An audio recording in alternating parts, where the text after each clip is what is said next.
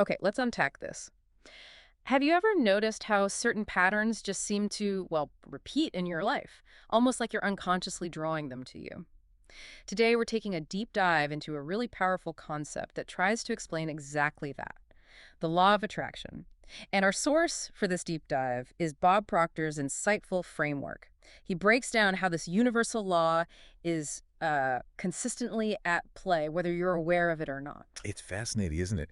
How Bob Proctor argues this law operates with the same unwavering consistency as something like the law of gravity. Right. You drop something, it falls. Exactly. It's a constant.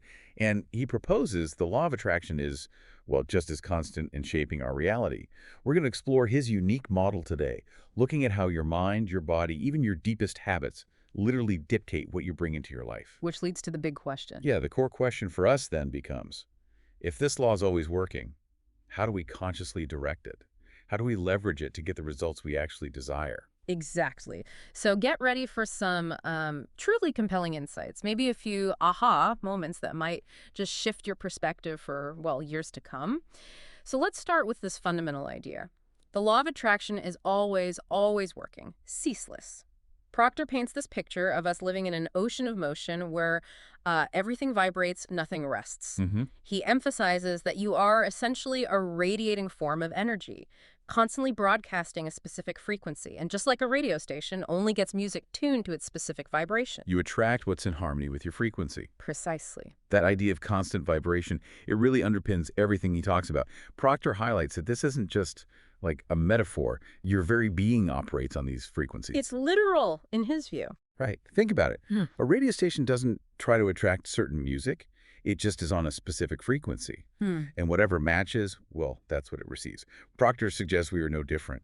Our internal frequency determines the experiences, the people, the circumstances that resonate and are drawn into our lives. It's a powerful way to frame personal reality. It truly is.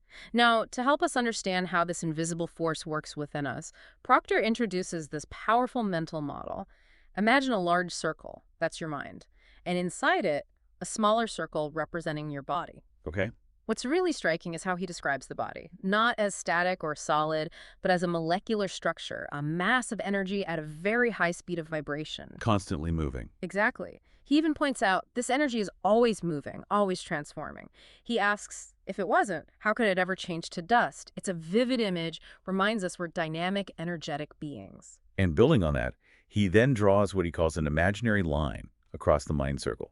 This divides it into the conscious and the subconscious. The thinking part and the programmed part. That's a good way to put it. The conscious mind is where you actively think, choose your thoughts, deliver it. But the subconscious mind, he explains, that's far more deeply programmed, especially from infancy. How so? Well, when you were a baby, that subconscious was just wide open. It was absorbing everything, your environment, experiences, genetic stuff, all of it just flowing in. Yeah. And all that input coalesces into what he calls your paradigm. Yes, the paradigm. This seems absolutely central to his whole framework. He defines it as, what, a collection of information, a multitude of habits, basically your internal operating system. Exactly. Formed largely by all that energy and input that flooded your subconscious during those early formative years. He labels it X-type energy or X-type conditioning. It's fundamentally shaped by your environment, maybe even your genetic string, as he puts it. So it's this deep programming that's running most of our actions, often without us even realizing it. And here's the connection. This paradigm directly dictates your results. As you think, you build ideas, power flows through you. Okay, but if you're thinking X-type thoughts, thoughts that align with that existing, often limiting X-type conditioning, Then you get stuck in that vibration. precisely, you find yourself in an X-type vibration, which then, well, pretty predictably, produces X-type results. This is so crucial. Your thoughts impress upon the subconscious that controls the body's vibration, that dictates your actions, and ultimately shapes what you attract. So if you're consistently getting results you don't want. It's a strong indicator, according to Proctor, of an underlying X-type paradigm at work. Okay, here's where it gets really interesting, and maybe a bit counterintuitive for a lot of us. Proctor makes this critical point.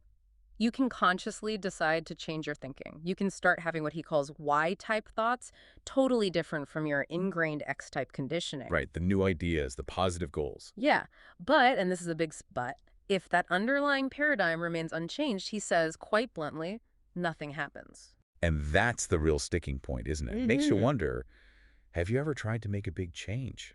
Start a new habit, go after a goal, Oh, absolutely. and you feel this deep, almost invisible resistance pulling you back to the old ways. All the time. It's frustrating. Proctor explains why that happens.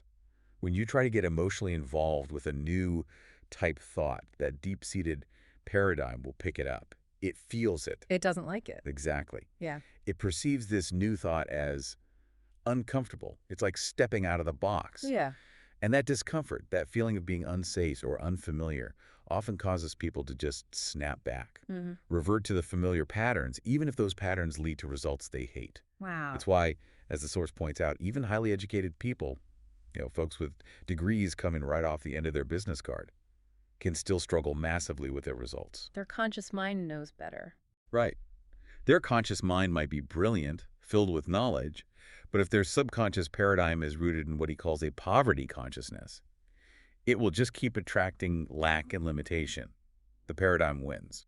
So the paradigm can literally override conscious intention. That's a huge realization. It makes me wonder then, how do we even know what vibration we're broadcasting if it's tied so deeply to this subconscious thing? Well, Proctor links it directly to your feelings. He explains that feeling is our conscious awareness of the vibration we're in. Simple as that. So if you feel bad. You're in a negative vibration. Yeah. That's your signal. Your internal compass is telling you something's off, frequency-wise. Conversely, to shift into a positive vibration, he suggests something simple yet profound. Deliberately think about what you are grateful for. Gratitude. Yeah. Gratitude, he argues, is a powerful frequency shifter. It changes how you feel, which changes your vibration. And to really drive home this idea of our energetic nature, he offers this really striking image. Oh, the infrared camera one? That's the one. He says, if you put your body in front of an infrared television camera in a completely dark room, your whole being would be nothing but a glistening, radiating, gleaming form. Just pure energy. Pure energy.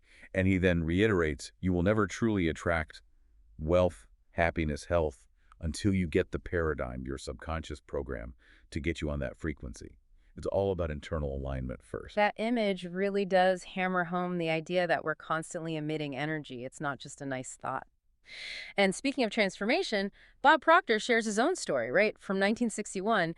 It really illustrates this whole principle in action. Yeah, it's a powerful anecdote. He describes this moment where a man handed him a book, Napoleon Hill's Think and Grow Rich, I believe, and just told him, do exactly what I tell you. Simple instructions. Simple, but not easy. Proctor admits these were E-type ideas, totally new thinking for him, and they caused him an enormous amount of discomfort, exactly what he now describes as that paradigm-resisting change. But he pushed through.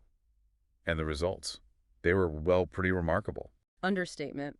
His income went from, what, $4,000 a year? To $175,000 in a single year. And then pretty quickly after that, over $1 million. Just staggering change. Absolutely staggering. And what's maybe even more fascinating is his admission that it took him 9.5 years to figure out what happened. 9.5 years to truly understand the underlying mind-body paradigm system that had created such a dramatic shift. He got the results first, then had to reverse engineer the principles. Which is essentially what he's teaching now. Exactly. He figured it out through experience. Yeah. So if we zoom out from his personal story and connect this back to the bigger picture, what it means is the law of attraction, as Bob Proctor presents it, isn't some, mystical force you tap into now and then. It's not optional. No. It presented as a constant, fundamental law, operating just like gravity all the time. And your paradigm, that deep-seated, often unconscious bundle of habits and information in your subconscious, that's the control center. That sets your vibration. And the vibration dictates what you attract, period. That's the model. Your vibration dictates what you attract. Okay, so let's bring this home. What does this all mean for your life listening right now? Proctor's material makes it really clear.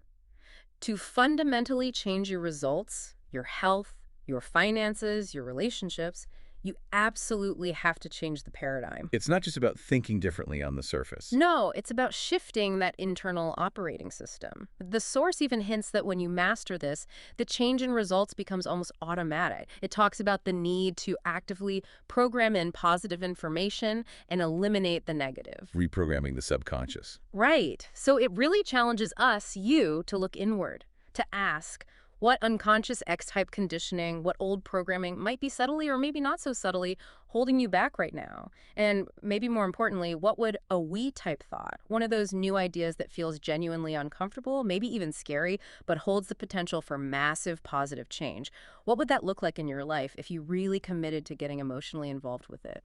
And maybe consider this final thought. If your entire being is truly a glistening, radiating form of energy, what precise frequency are you broadcasting to the universe right now in this very moment? Something to truly mull on. We really hope this deep dive has given you some powerful new insights into the law of attraction through the lens of Bob Proctor's work.